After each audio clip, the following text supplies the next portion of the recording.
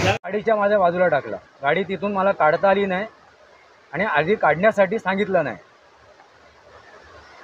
ही वृक्षतोड अगोदर केली, हे बघा, ही झाड तोड आधी केली आणि हे सगळा हा कचरा त्यावेळी इथे त्यांनी टाकलेला आहे। गेल्या 15 दिवसापासून इथे आहे। दुसऱ्या दिवशी उचलतो म्हणून त्यांनी सांगितलं आणि हा इथे पडल्यामुळे मला माझी गाडी काढता आली। माझ्या गाडीच्या बाजूला सगळा कचरा टाकून ठेवलेला आहे। आता गेले 15-20 दिवस झाले या सोसायटीचा कारभार मुद्दाम हे स्वाभिमानाला माझ्या आता धक्का पोहोचवलाय। बस झालाय, खूप बघून घेतले बघा। आता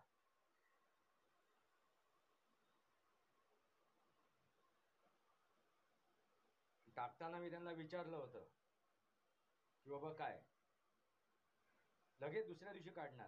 इथे बाकीच्यांच्या गाड्या होत्या त्या काढल्यात, माझी बाजूला गाडी केली नाही, इथेच कचरा टाकलाय।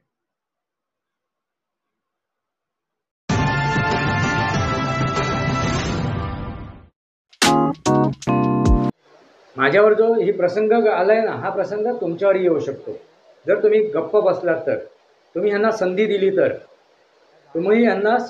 तर, हा प्रसंग तुमच्यावर सुद्धा घडेल।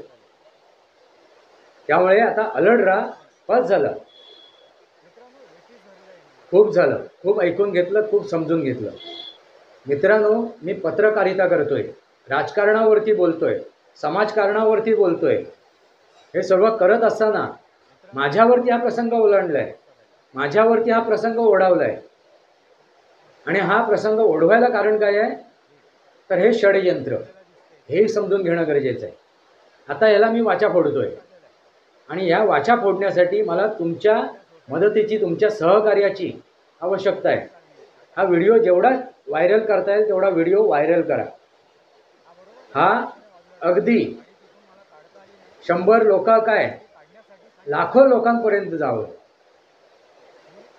अशी माझी तुमच्याकडे कळकळीची विनंती आहे। जेवढा व्हायरल करता येईल तेवढा तो व्हायरल करा आणि माझ्या ह्या चॅनलला सबस्क्राईब करा, बेल आयकॉन दाबा, माझे विचार पटसे लाईक करा आणि आपले विचार कमेंट बॉक्समध्ये मांडा। नमस्कार मित्रांनो, या माझ्या शृंखलेमध्ये पुन्हा एकदा आपलं स्वागत। मी आपला मित्र राजेश वासंती सभाजी केळुसकर। मित्रांनो, माझे डोळे पाणवलेले आहेत, हृदय अगदी हे झालंय, छलनी झालेलं आहे आणि काय झालंय हे तुमच्यासमोर मला ठेवायचं आहे। काय वेळ आली आणि काय परिस्थिती आली आहे ही पहा। माझ्या मागे ही माझी कॅम्पिंग व्हॅन, त्या व्हॅनवरच मला बोलायचं। ही जी परिस्थिती आली, ही ओढवली, हा झालेला अपघात हा कसा काय घडला आहे, याला कारण काय आहे मित्रांनो? ही बघा काय अवस्था झाली। कॅम्पिंग व्हॅन,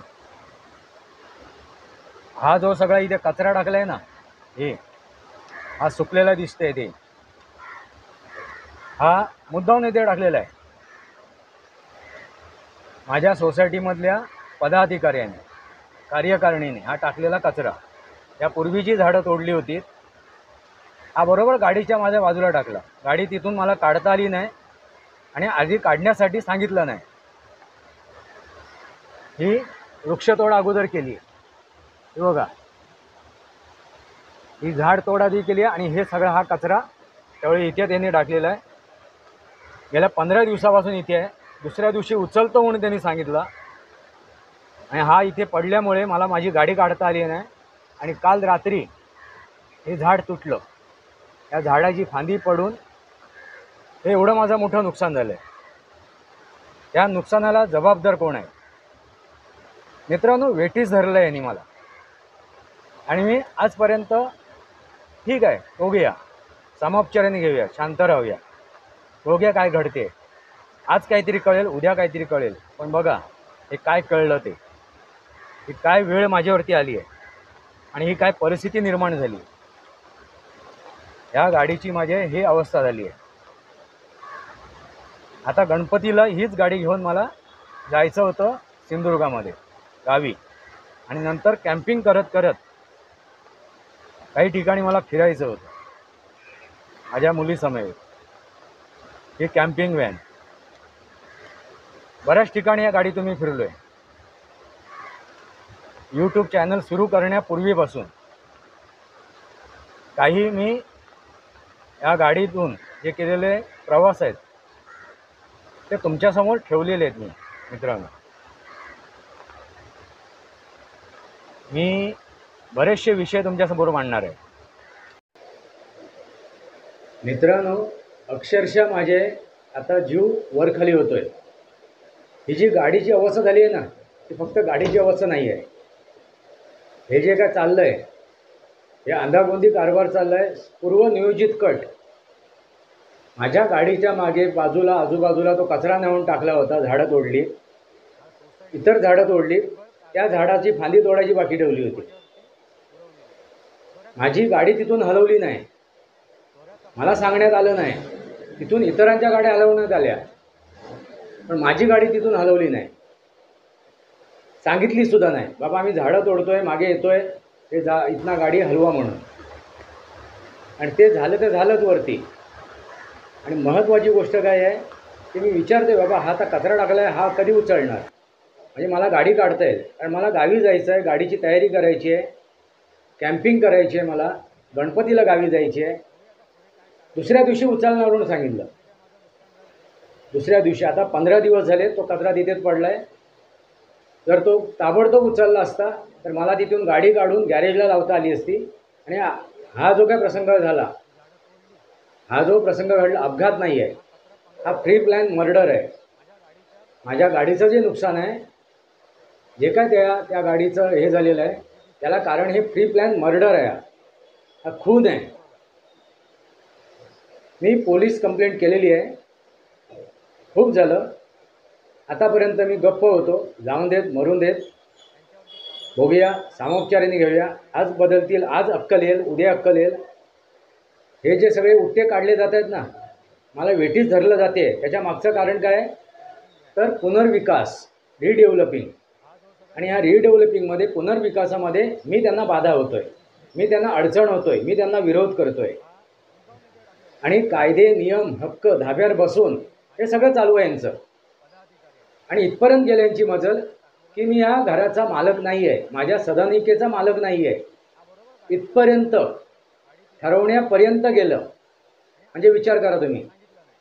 म्हणून मी म्हणालो, ही जी गोष्ट आहे ना, ती पूर्वनियोजित कट आहे. इतर गाड्या तिथून हल्ल्या, इतर गाडीधारकांना त्यांनी सांगितलं, गाडी मालकांना सांगितलं की बाबा इथनं गाड्या हलवा म्हणून, इथे झाड तोडायचे. आणि जे झाड तुटलं आहे, ज्या झाडाची फांदी तुटली आहे, त्या झाडाची त्यांनी छाटणी केली नाही. बाकीच्या झाडांची कत्तल केली, पण त्या झाडाची छाटणी नाही केली.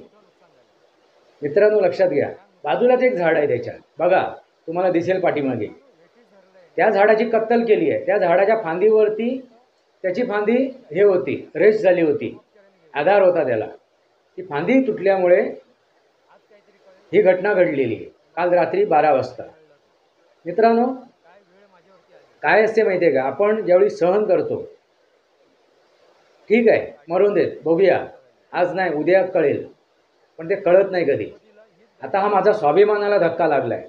आणि फक्त स्वाभिमानालाच नाही, तर माझ्या आत्म्याला धक्का बसलेला आहे. माझी गाडी ही माझ्यासाठी आत्मा होती. त्या गाडीने माझ्यासाठी भरपूर काहीतरी केलेलं आहे. अगदी माझ्या पडत्या काळात ही गाडी माझ्यासाठी उभी राहिली होती. ती माझी लक्ष्मी आहे. आणि ह्या लक्ष्मीची ही अवस्था झालेली आहे. आता मात्र ह्या लोकांना मी सोडणार नाही. म्हणजे ह्या अगोदरच मी ठरवलं होतं की बस झालं, आता कायदेशीर कारवाई करणं गरजेचं आहे. आणि त्यासाठी माझे जे आहेत आपलेच दात आणि आपलेच ओठ, त्यांच्याशीही मी संपर्क साधला होता की बघा, याच्यावरती निर्णय घ्या. हे जे काय चाललं आहे, अनागोंदी कारभार चालला आहे, हे काय सावळा गोंधळ चालला आहे, चोऱ्या चपाट्या चालल्या आहेत, तर ह्याच्यावरती ॲक्शन घ्या, काय तो निर्णय करा. पण त्यांनीसुद्धा आपलेच देत, आपलेच दात आणि आपलेच ओठ. मी बोलत नाही, मी मोगममध्ये बोलतो आहे. ज्यांना समजायचे ते समजून जातील, त्यांनाही मी कळवणार आहे. खूप झालं, खूप ऐकून घेतलं, खूप समजून घेतलं, बस झालं. आता हे प्रमाणाच्या बाहेर गेलं. त्यांनी सर्व आपल्या मर्यादा ओलांडल्या. तिथे जर एखादा तरी पदाधिकारी असता ना, तर त्याला कानफटावला असता मी. आणि माझी मनाची अवस्था एकदम त्यावेळी हे होती. माझ्या पोटचं मूल म्हणून मी त्या गाडीकडे बघत होतो, त्या वाहनाकडे बघत होतो. त्या वाहनाला मी अगदी पोटच्या मुलाप्रमाणे सांभाळलं, कारण त्यांनी सुद्धा मला सांभाळलेलं आहे अगदी माझ्या पडत्या काळात. आणि त्या वाहनाची ही अवस्था झालेली आहे. आता ठरवलं होतं मी गावी जायचं आहे, काम करून घ्यायचं गाडीचं, गणपतीला गावी जायचं आहे माझ्या मुलीला बरोबर घेऊन, आणि कॅम्पिंगसुद्धा करायची. आणि माझा एक नवीन चॅनल मी सुरू केला होता. त्या चॅनलवरती हे कॅम्पिंगचे व्हिडिओ अपलोड करायचे. त्या चॅनलचं नावही तुम्हाला माहिती आहे, भटका केव्हा. भटका केव्हा मित्रांनो, त्याच्यावरती मला हे सर्व पुढचे व्हिडिओ अपलोड करायचे होते, तुमच्यापर्यंत पोचवायचे होते कॅम्पिंगचे. यापूर्वीसुद्धा मी कॅम्पिंग केली होती, पण त्याचे मी व्हिडिओग्राफी केली नव्हती, कारण त्यावेळी मनात विचार आला नव्हता की मी यूट्यूबवरती सक्रिय होईन म्हणून. पण हा सगळं मी नियोजन माझं हे काय झालं, आता ह्या सगळ्या घटनेमुळे काय झालं, अगदी अस्ताव्यस्त झालं. या नियोजनावरती पाणी फिरलं गेलं. म्हणजे इतके हलकट लोक आहेत ही सोसायटीचे, अनेक तिथे रहिवासी तिथे उपस्थित होते, पण एकानेही विचारलं नाही बाबा काय नुकसान झालं, बघतायत समोर. एकानेही दिलगिरी व्यक्त केली नाही. म्हणजे याचा अर्थ काय आहे, हे पूर्वनियोजित. त्यांना आनंद झाला, त्यांना याची खुशी झाली आहे माझं नुकसान बघून. पण मी ह्यांना आता असं सोडणार नाही आहे. यांची लायकी, यांची जागा त्यांना आता दाखवून देणं एवढंच बाकी राहिलेलं आहे. मित्रांनो, एकाच या सोसायटीतील एकाच रहिवाशांनी मला सहकार्य केलं, तोच माझ्याबरोबर पोलीस स्टेशनला आला. मी तक्रार नोंदवली. आता फक्त पोलीस स्टेशनला नोंदवलेल्या तक्रारीपुरतंच मर्यादित राहणार नाही आहे. आता जे काय करायचं आहे त्या आरपार. खूप झालं. इथे माझ्या घरात गळती होती, त्याच्यावरती मी व्हिडिओ टाकले होते. मोगममध्ये व्हिडिओ टाकले होते यापूर्वी, दाखवलं होतं सर्व काय अवस्था आहे, काय परिस्थिती आहे. आणि तीच परिस्थिती आजसुद्धा आहे. असो मित्रांनो, मला जास्त ह्या विषयावरती बोलायचं नाही. काय अवस्था झाली आहे बघा माझ्या गाडीची. तुम्ही पाठीमागे बघताय माझ्या गाडीला, ते माझ्या त्या मुलाला बघताय. माझं ते पोटचंच मूल आहे. याप्रमाणे त्या गाडीला मी सांभाळलं होतं. त्या गाडीनेही मला त्याचं सांभाळलं होतं माझ्या पडत्या काळात. आता क्षम्य नाही, आता माफी नाही. आता जे करायचं आहे ते आरपार. खूप झालं. ह्यांना काय पडलेली नाही आहे. आणि काय आहे, सहकार सोसायटी, कोऑपरेटिव्ह सोसायटी. बघा मित्रांनो, काय हास्यास्पद गोष्ट आहे. कोऑपरेटिव्ह सोसायटी, सहकार. कसले हे सहकार? अरे हे दुसऱ्याच्या घरात झालेल्या मुर्द्यांच्या प्रेताच्या ताळूवरची लोणी खाणारी माणसं आहे. हे असले शेजारी, हे असले शेजारी नीच. यांना नीच बोलवतं, त्या नीच शब्दाचा सुद्धा अपमान होईल. असले शेजारी आहेत. यांची लायकी नाही आहे एक माणूस म्हणून जगायची. यांच्याकडे माणुसकीचा जरासुद्धा लवलेश नाही आहे. माणुसकीचा, इन्सानियत नाही आहे. असुर आहेत हे. आणि यांचं असुरत्व मला आता दाखवायचं आहे. एकही व्यक्ती जो खाली उपस्थित होता त्यांनी मला विचारलं नाही, त्यांनी त्याबद्दल दिलगिरी व्यक्त केली नाही. म्हणजे किती हलकटपणा आहे. आतापर्यंत एवढी घटना रात्री 12 वाजता घडली आहे, 12:30 वाजता घडली आहे. 12:30 पासून आतापर्यंत त्या पदाधिकाऱ्याने फोन करून मला विचारलं नाही बाबा काय नुकसान झालं आहे, काय झालं आहे, काय नाही झालं आहे, काय कसं आहे, काय नाही. म्हणजे किती हलकटपणा. समोर माझ्या आले ना, ते थोबाडूनच काढणार मी, थोबाडूनच काढणार. मला मीटिंगमध्ये बोलण्याचा अधिकार नाही म्हणून सांगतायत. अरे मालक मी, मालकाला तुम्ही नाही म्हणताय, मालकाला तुम्ही सांगताय की तुला बोलायचा अधिकार नाही म्हणून. आता माझ्या अधिकाऱ्यांना मी दाखवणार. बस झालं, खूप झालं. रिडेव्हलपिंगच्या नावाखाली, पुनर्विकासाच्या नावाखाली ह्या लोकांनी जे काय चोऱ्या माऱ्या सुरुवात केली आहेत, त्या PMCला बरोबर घेऊन, त्या सेक्रेटरी म्हणा, तो अध्यक्ष म्हणा, कार्यकारी मंडळ म्हणा, किंवा या सोसायटीतील इतर सदस्य म्हणा, यांनी जे काय चाललं आहे आता भोंगळ कारभार, त्याची आता वाचा फोडणं गरजेचं आहे. खूप झालं.